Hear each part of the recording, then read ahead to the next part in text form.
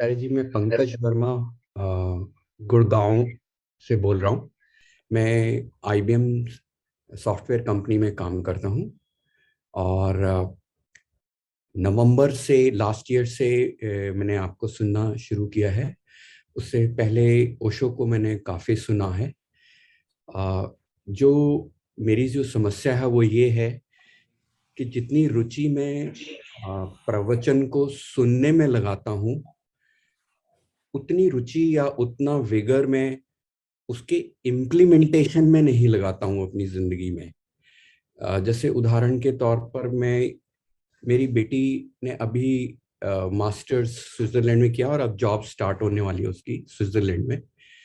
एक तरफ तो मैं ये चाहता हूँ कि वो जो वो करना चाहती है वो करे, और दूसरी तरफ मैं ये भी चाहता हूँ कि वो इंडिया आए और मेरे साथ ही रहे। मैं अकेला नहीं रहना चाहता। तो जबकि मैंने उससे ऐसा कुछ नहीं डिस्कस किया, उसको हमेशा यही बोला जो वो करना चाहे वो करे। लेकिन मैं इस तरह के कन्फ्लिक्ट में जीता हूं, जबकि जितना मैं आपको सुनता हूं उससे है कि अगर मैं लव करता हूं अपनी डॉटर को तो मुझे उसके उसको उन्मुक्त रहना चाहिए, मेरे को अपना मतलब मोह उस पर नहीं बांधना चाहिए। तो ये मैं इम्प्लीमेंट नहीं कर पाता हूँ। थोड़ी ईमानदारी की भी और साहस की कमी है, तो अंदर में कन्फ्लिक्ट में रहता हूँ। मार्गदर्शन करें।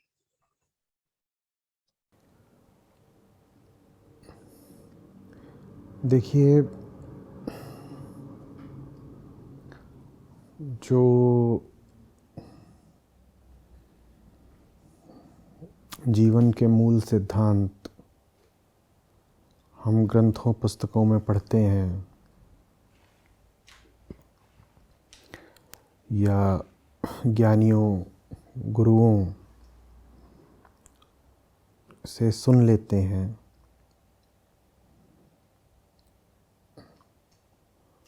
वो हमारे लिए बाहरी चीज़ें हैं।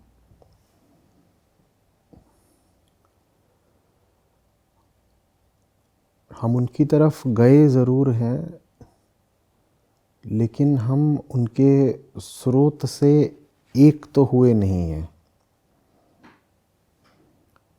हम में और उनमें फासला है काफ़ी। तो ये उम्मीद करना ही थोड़ा अधिक है कि जो कुछ भी आप सुनेंगे या पढ़ेंगे किसी पुस्तक में, उसको आप जस का तस या 100% अपने जीवन में भी उतार पाएंगे। वैसा नहीं हो सकता। अगर मैं थोड़ा एक मोटा स्थूल उदाहरण दे करके कहूँ तो ये ऐसी ही बात है जैसे आपको खाना बनाना नहीं आता और आप वीडियो पर देखें कि कोई किस तरीके से कोई एक व्यंजन पकवान बना रहा है और आपने सब कुछ देख लिया, वीडियो ने कुछ भी छुपाया नहीं। उसमें जो पकाने वाला है पाक शास्त्री, उसने भी एक से एक छोटी से छोटी बात सब खोल कर बता दी। लेकिन उसके बाद भी जब आप स्वयं पकाने जाएंगे तो वैसा नहीं पका पाएंगे जैसा कि आपने किसी और को देखा। तो यहाँ पर जो कठिनाई है वो उम्मीद में है। ये उम्मीद करना ही छिपा हुआ अहंकार है कि ऋषियों ज्ञानियों ने जिन सूत्रों को अपने जीवन की आहुति दे कर के जाना था, उनको आप सिर्फ सुन करके अपने जीवन में उपलब्ध पाएंगे। यदि आप गौर से देखें तो ये कहीं ना कहीं ऋषियों के प्रति कुछ अनादर की बात है। एक व्यक्ति है, उसने अपने पूरे जीवन को दांव पर लगा दिया, अपना पूरा उसने रस निचोड़ कर सत्य की भेंट चढ़ा दिया। अपनी उम्र, अपने साल, अपनी ऊर्जा, अपना ध्यान, सब कुछ उसने सत्य की ही दिशा में केंद्रित रखा। तब जाकर के उसको कुछ ज्ञान लाभ हुआ। आसानी से तो नहीं हो गया था ना।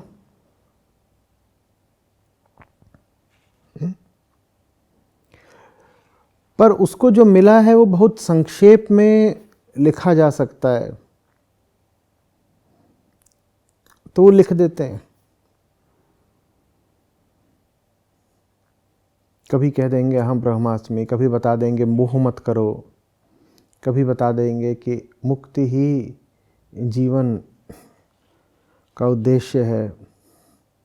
अब ये छोटी छोटी बातें हैं, अति संक्षिप्त वाक्य हैं।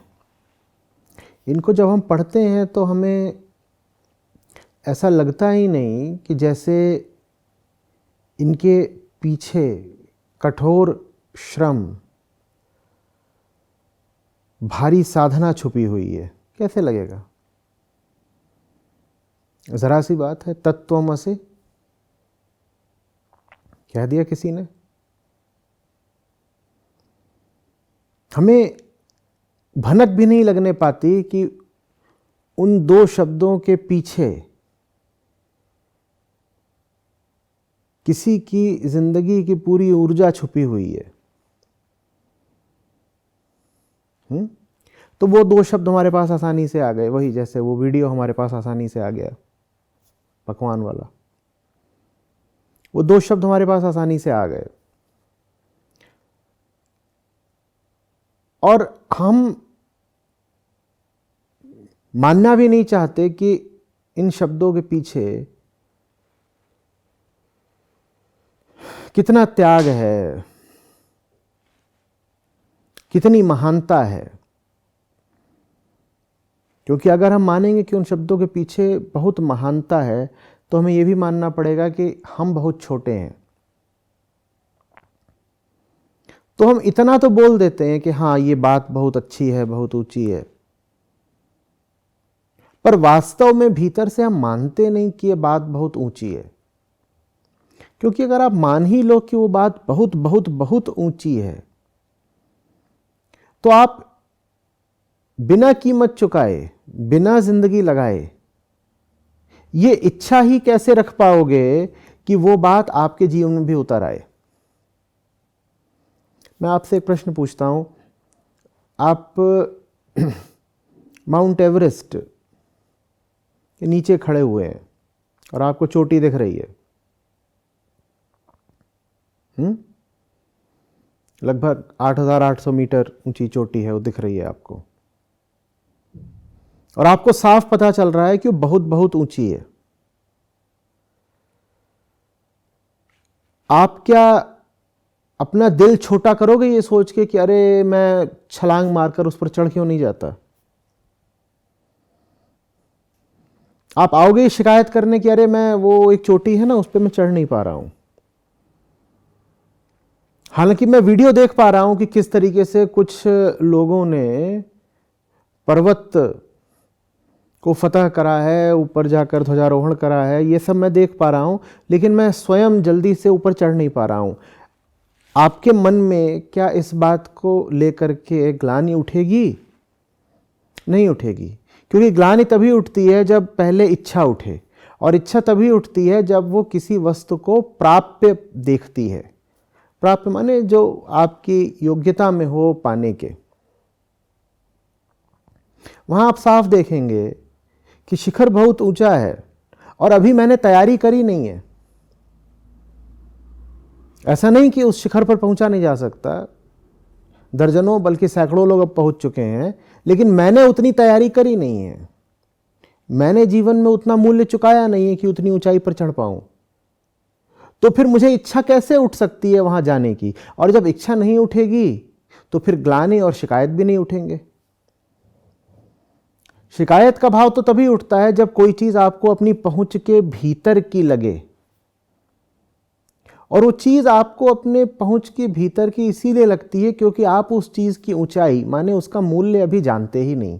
आपने उसको सस्ता समझ लिया है, आपने उसको कुछ छोटा सा समझ लिया है। आपको लगता है घर की छत जैसा तो है, अभी सीढ़ी चढ़ूंगा पहुंच जाऊंगा। मैं हिमालय के जिस शिखर की बात कर रहा हूं वो तत्वमसि है, वो अहम ब्रह्मास्मि है, वो प्रज्ञानम ब्रह्म है। शिखर स्थूल होता है, मिट्टी पत्थर का होता है, बर्फ का होता है, आंखों को दिखाई देता है, तो वहां तो फिर भी संभव है कि हम में कुछ विनम्रता बनी रहे, क्योंकि प्रमाण सामने है कि ऊंचाई बहुत ज्यादा है। तो वहां फिर भी हमें थोड़ी विनम्रता आ जाती है और हम नहीं कहते कि अरे मैं वहां चढ़ क्यों नहीं पाया। हम जानते हैं हम नहीं चढ़ सकते, तो हम कैसे कह देंगे चढ़ क्यों नहीं पाया।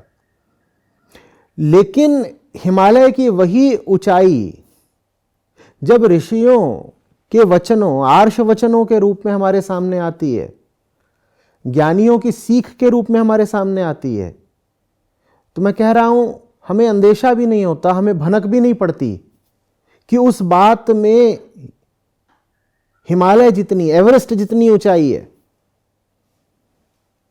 कि इतनी आसानी से आप उस बात को अपनी मुट्ठी में नहीं पकड़ लोगे। मैं नहीं कह रहा हूं कि असंभव है, संभव है, पर जोर लगाना पड़ेगा, त्याग करना पड़ेगा, साधना करनी पड़ेगी, विवेक दर्शाना पड़ेगा, फिर वो आपके लिए भी प्राप्य हो जाएगा।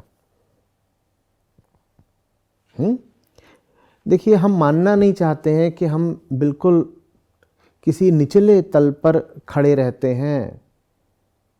हम मानना ही नहीं चाहते हैं कि ऋषियों ने जिस स्तर पर अपना जीवन बिताया और ज्ञान प्राप्त किया, हम वैसा जीवन जी ही नहीं रहे हैं। हम ज्ञान को बातें समझ लेते हैं, हम कहते हैं बातें ही तो हैं। आप कोई ज्ञान की बात किसी से आजकल जाकर करने लगे तो तुरंत यही बोलेगा, अरे छोड़ो ये तो बातें हैं। बातें तो कोई भी बोल सकता है, बोलने की चीज है, कोई भी बोल देगा।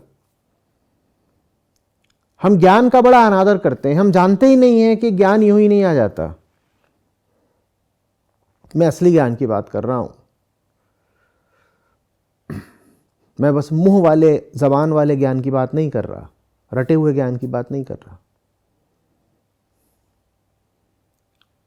मैं स्वतः स्फूर्त ज्ञान की बात कर रहा हूं, प्रातिभ ज्ञान की बात कर रहा हूं, आत्मिक ज्ञान की बात कर रहा हूं। वो बड़ी मेहनत से आता है, बड़ी भारी कीमत चुकाकर आता है, लेकिन आता कुल दो चार शब्दों के रूप में है। जैसे आप रुपयों से भरा गोदाम अपना पूरा खाली कर दें, बड़ा भारी गोदाम है और रुपए ही रुपए भरे हुए थे, आप उसको खाली कर दें और हाथ में आए बस 4 हीरे। अब जो स्थूल दृष्टि होगी वो उन रुपयों का, उस बड़े भारी गोदाम का तो मूल्य कर लेगी, और वो 4 हीरों को देख करके कहेगी अरे इसमें क्या रखा है, ये तो कुछ भी नहीं है,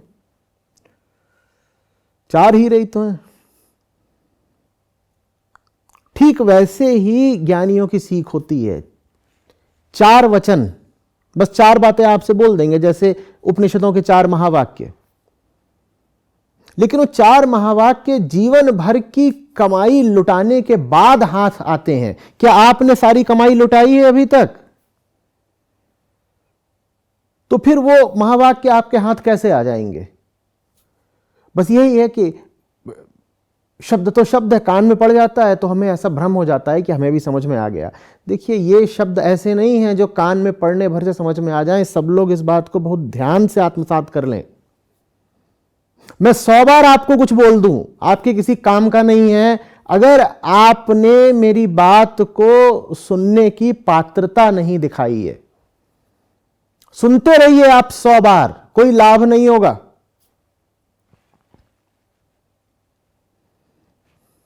कुछ नहीं लाभ होने वाला, सुनते रहिए।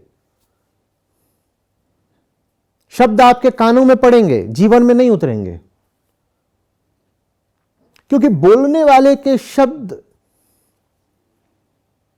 पता नहीं कहां से आ रहे हैं। सुनने वाले को भी तो कुछ तुलनात्मक गहराई दिखानी होगी ना, नहीं तो पकड़ ही नहीं पाएगा।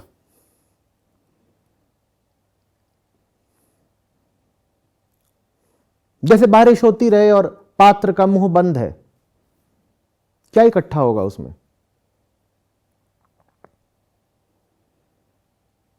मैं फिर आप सबसे आग्रह करता हूं, देखिए, ये हमारा बड़े से बड़ा आंतरिक भ्रम रहता है कि ज्ञान तो सिर्फ शब्द हैं, और हमने ज्ञान को ही एक बड़ा अपमानित शब्द बना दिया है अपनी आम संस्कृति में। जो बतौले होते हैं, वाचाल, हम उनको ज्ञानी बोलने लग जाते हैं। किसी को बहुत ज़्यादा बोलने की आदत हो तो हम उसको बोलते हैं ज़्यादा ज्ञान न झाड़। कहते हैं कि नहीं, ज़्यादा ज्ञान मत झाड़ो। हमें ज्ञान शब्द का अर्थ ही नहीं पता, हम ज्ञान जानते ही नहीं क्या है। कुछ कहीं पढ़ लिया, कुछ जाकर कहीं बोल दिया, हम कहते हैं यही तो ज्ञान है। ज्ञान ऐसे नहीं होता।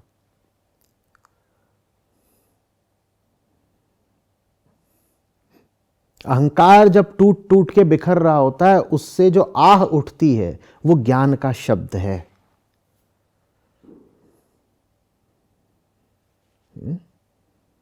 जब भीतर कुछ टूटता है, दरकता है, उससे जो ध्वनि उठती है वो शब्द है ज्ञान का।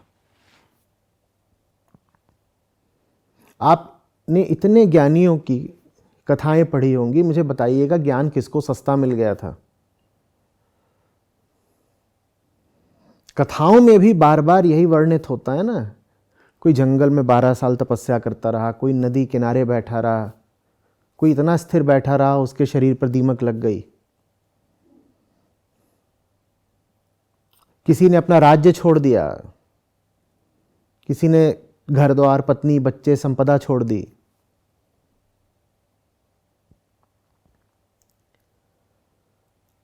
हमने क्या छोड़ा है भाई? हमें कैसे समझ में आ जाएंगी वो बातें? सिर्फ इसलिए कि उन ज्ञानियों में इतनी करुणा थी कि वो अपनी बातें हमारे लिए लिखित में छोड़ गए। वो बातें हमारी अपनी हो जाएंगी? नहीं, हमारी अपनी नहीं हो पाएंगी। उन्होंने हमें प्रेम का उपहार दे दिया है, हम उस उपहार को स्वीकार करने लायक ना बन पाएंगे। कबीर साहब को ज्ञान चाहिए था, वो मुंह अंधेरे भोर से पहले जाकर घाट पर सीढ़ियों पर लेट गए। छोटी सी बात है।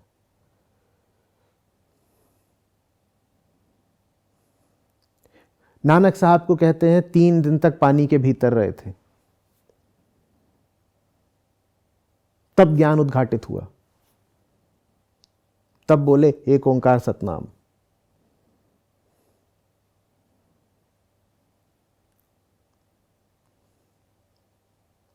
ये सब जो कहानियां हैं, मिथक हैं, ये इशारा कर रहे हैं किसी और। ये कह रहे हैं अगर तुम अपनी साधारण आम जिंदगी जी रहे हो तो थोड़ा ही ज्ञान मिल जाएगा, कुछ विशेष करके दिखाओ ना, कुछ मूल्य तो चुकाओ ना।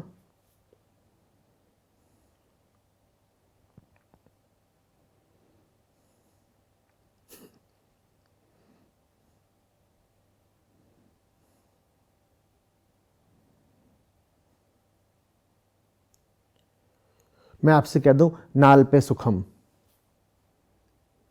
उपनिषदों का वाक्य है। जो छोटा है उसमें सुख नहीं होता।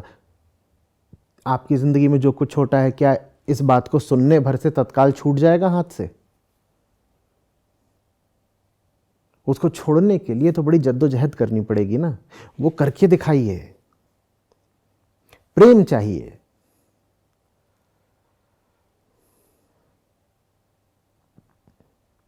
बहुत प्रेम चाहिए। और फिर आप कितनी भी कोशिश कर लें, उन कोशिशों के परिणाम में आपको इतना ही मिल जाए कि जितना आपने पुस्तकों में पढ़ लिया उसका 5% भी ईमानदारी से आपके जीवन में परिलक्षित होने लगे, तो सौभाग्य मानिएगा। 5% कह रहा हूं मैं, 1% भी कह सकता हूं, क्योंकि 1% भी बहुत होता है। हमारे जीवन में 0.0000001% भी नहीं होता। ये सुनने में बात थोड़ी बुरी लग सकती है, कहेंगे हम इतने दिनों से किताबें पढ़ रहे हैं, इतने दिनों से बातें सुन रहे हैं, चर्चाएं कर रहे हैं, वार्ताओं में बैठ रहे हैं, सत्संग में बैठ रहे हैं, हमारे जीवन में 0.000 कुछ भी नहीं उतरा। मुझे क्षमा करिएगा, लेकिन मैं कहूंगा नहीं उतरा,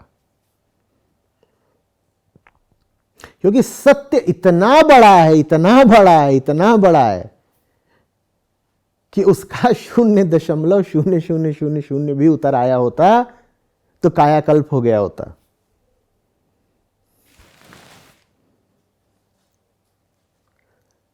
करोड़ों का, अरबों का, अरबों अरब का अगर आपको 0.00001% भी मिल जाए तो आप अमीर हो जाएंगे कि नहीं? हाँ, हमें उतना भी नहीं मिला है। तो इतने की तो आप कामना ही मत करिए कि वो पूरा पूरा मिल जाए, कि संतों को जो कुछ मिला था पूरा मुझे भी मिल जाए। अरे बहुत बड़ी मांग कर दी आपने, ये अहंकार की मांग है कि मैं तो उनके बराबर ही हूं ना, उनके भी 2 टांगे थी, मेरे भी 2 टांग है।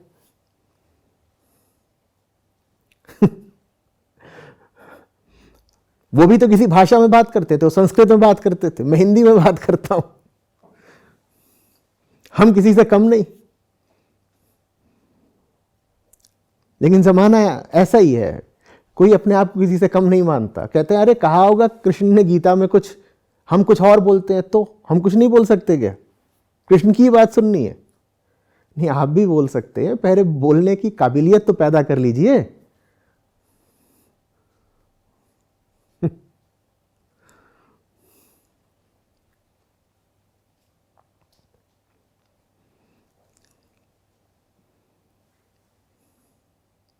समझ रहे हैं आप? दाम चुकाना शुरू करिए, और दाम चुकाने की शुरुआत छोटे छोटे कदम लेकर के ही होती है।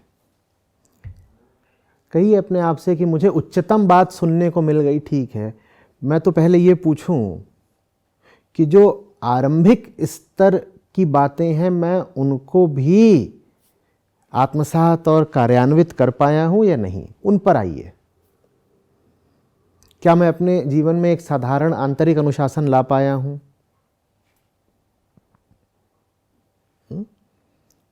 10 में से 2-4 मौकों पर ही सही, जब विवेक और मोह में संघर्ष होता है, क्या मैं विवेक को जिता पाया हूं?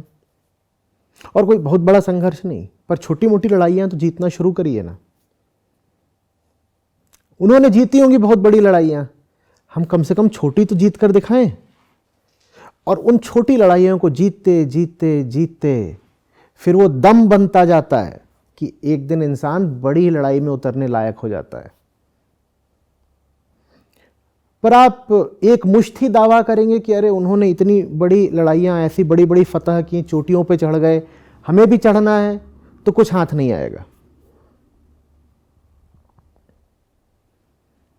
एवरेस्ट पर दौड़ के चढ़ जाना कोई बच्चों की बात नहीं है। पहले अभ्यास साधारण स्तर के लक्ष्यों के साथ शुरू करें। तो ऐसे लक्ष्य बनाएं जीवन में जिन्हें प्राप्त करा जा सकता है। ऐसे लक्ष्य जो आसान तो बिल्कुल ना हो, पर इतने कठिन भी ना हो जैसे हिमालय की चोटी, उनमें कठिनाई जरूर होनी चाहिए, पर आपकी क्षमता से बस थोड़ी अधिक की कठिनाई हो उनमें। वो बहुत कठिन होंगे तो आपके लाभ नहीं होगा कुछ आपको। तो कुछ कठिन लक्ष्य बनाएं और उनको जीतने का अभ्यास करें, आदत डालें। ऐसे जीवन में फिर ज्ञान उतरता है। जो कुछ भी आप जाने सीखें उसको निचले तल पर ही सही, थोड़ा थोड़ा ही सही, लेकिन अभ्यास में जरूर लेकर के आए। और एक चीज के प्रति मैं सावधान करूंगा, ज्ञान सुनना घातक भी हो सकता है, ज्ञान दुधारी तलवार भी हो सकती है, क्योंकि ज्ञान से ज्यादा सहायक कुछ नहीं।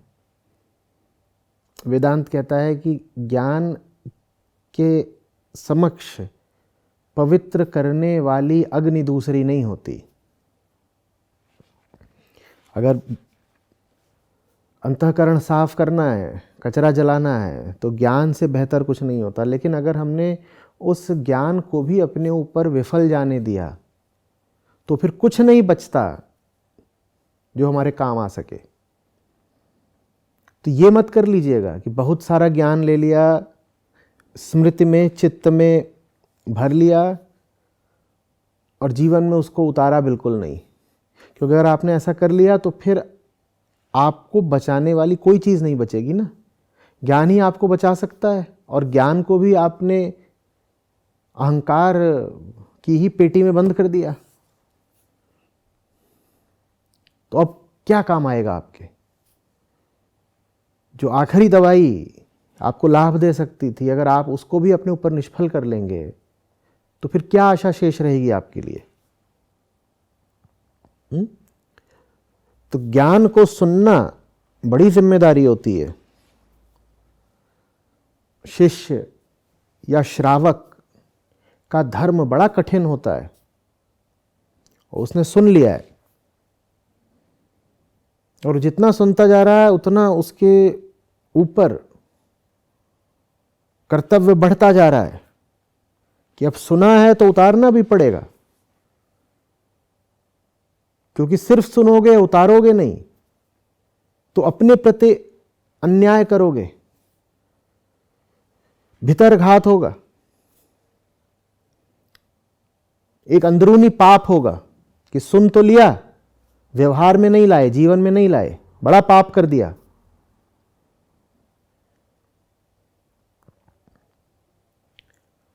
इसीलिए शास्त्र सुनने वालों पर कुछ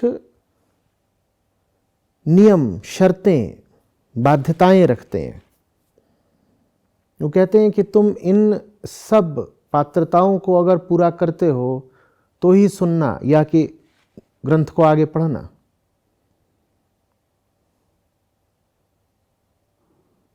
ताकि ये निश्चित रहे कि आपकी तैयारी है।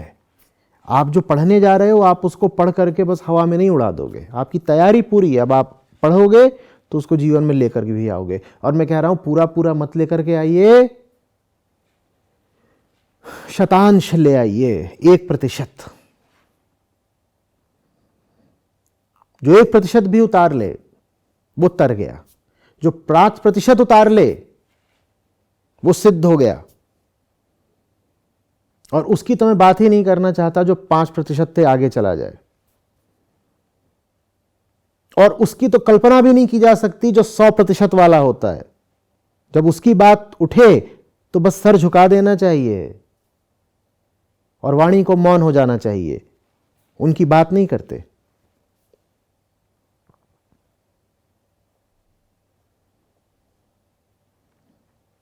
बात समझ रहे हैं कुछ? हाँ जी। हाँ जी। वो बहुत दूर के लोग थे, सत्य किसी बहुत दूर के आयाम का होता है, भले ही हमारे भीतर स्थित है, पर हम जैसा जीवन जीते हैं उसमें हमसे बहुत दूर का होता है।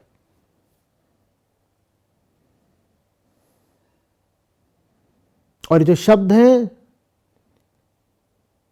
ये भले ही सरल हैं, भले ही किसी की करुणा के फूल हैं, किसी के प्रेम की भेंट हैं, पर ये शब्द ऐसे हैं जैसे धरती के गर्भ में जब सदियों तक कोई ज्वाला सहता है तब उसमें हीरा तैयार होता है। वो छोटा सा हीरा होता है बिल्कुल, लेकिन वो यूं ही नहीं तैयार होता। जबरदस्त दबाव का सामना करके, जबरदस्त गर्मी का सामना करके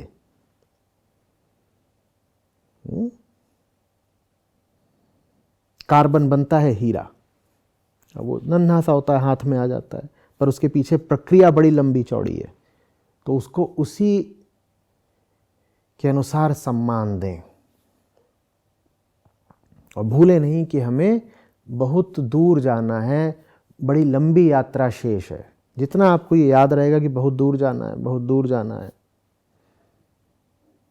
उतना आप में विनम्रता रहेगी और उतना आपके प्रयत्नों में जान रहेगी।